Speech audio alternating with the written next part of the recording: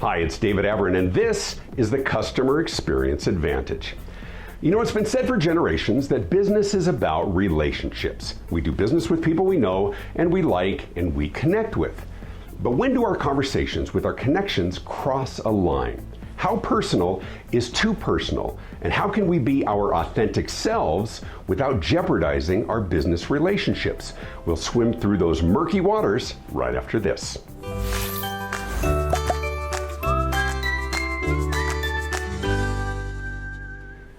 People who see me speak at a conference have admitted to wondering if I'm that same irreverent guy offstage or if that's just my onstage persona. Well, I hope they're not disappointed to learn that this is me, most of the time. Of course, off-duty, I'm most often in jeans or shorts and wearing a superhero t-shirt, but I made the decision a long time ago to be consistent and authentic. This is me. But it's not all of me. Does that make sense? Now, everything you see and hear coming out of my mouth on stage and on these videos is me, and it's true, and it's what I honestly believe.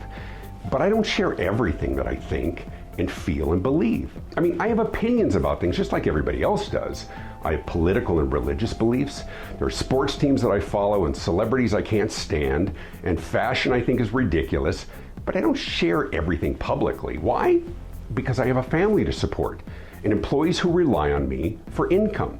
Now, some people will undoubtedly disagree with my opinions, and that's okay, but why bring those conversations into professional relationships that have nothing to do with my personal preferences?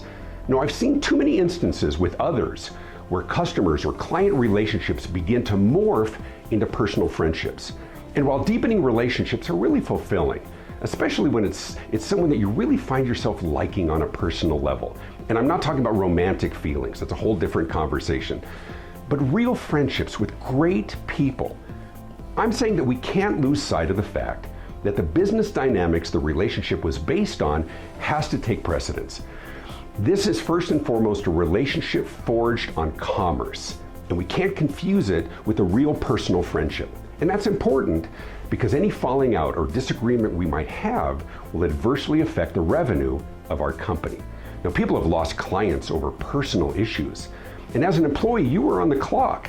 This relationship began with the goal of a financial transaction, so don't let it go off course. Now, to be clear, I'm not suggesting that we can't forge meaningful relationships with coworkers and clients, but we do have to be conscious of the lines surrounding our conversations.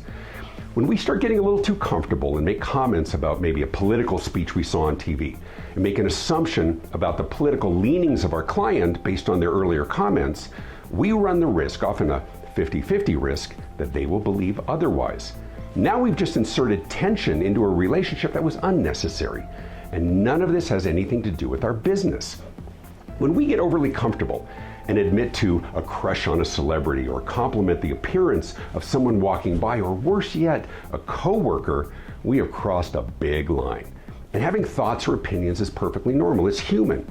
But we're not at a barbecue with our neighbors, and we're not watching a ball game with our friends. Business is different, it has to be different. And the lines between appropriate and inappropriate conversations are far less gray than they used to be. Now, to be honest, I am talking to myself as much as I am to you. I struggle with this every day. Not about being inappropriate, but being too comfortable and casual with business connections. I mean, I speak for a living, and I have these phenomenal conversations with my clients, really brilliant and wonderful people. And when I get off stage, people are so nice to me. They compliment me and they smile at me, and they often want to tell me their stories after hearing my stories on stage. Everyone wants to talk to me like I'm their best friend. I think it's one of the things that makes me successful, is that I'm relatable. I love people, I truly do, and I love talking to them. I'm an extrovert through and through. It's one of the best things about my job. I mean, yeah, I have to travel, but I meet so many wonderful people. But I also always have to have this active conversation in my head that balances both content and context. The content is what I'm discussing with someone, but the context is the venue and my surroundings and who else is around us, and the reminder that I don't really know this person and I can't talk to them like I would to my wife or my brother or my best friends. It's hard for me because I love to talk to people, but I do this for a living. This is my livelihood. My clients are my clients, and the audience members may be friendly, but they aren't really my friends. Just one misinterpreted comment or action from the hundreds that I might engage with at an event could come back to bite me. Once again, authentic engagement and comfortable conversation is at the foundation of every beneficial business relationship. But watch the line.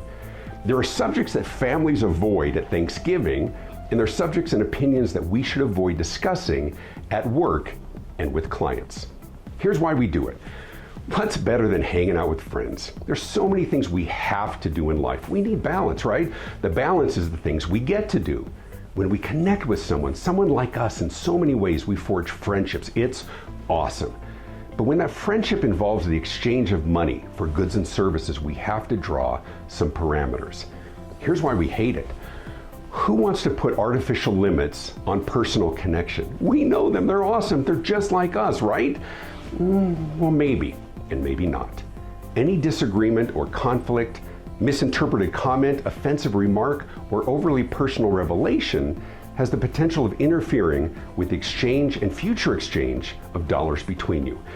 This is a business relationship, and people's livelihoods are dependent on the ongoing business transactions. Here's a better approach. Be professional. Remember that being on the clock means that you're being paid to interact with your coworkers and your clients. And we spend a third of our life at work, and we should be great coworkers and make great connections with our customers and our clients, but don't overinterpret a smile or a laugh or a conversation. This isn't high school. There's plenty of people to be real friends with where you can let your guard down after work and on the weekends. There's just too much at stake to risk your reputation and your job by being too much you. I mean, be authentic, be engaging, and be friendly. But remember, this is your business and your livelihood. Be professional.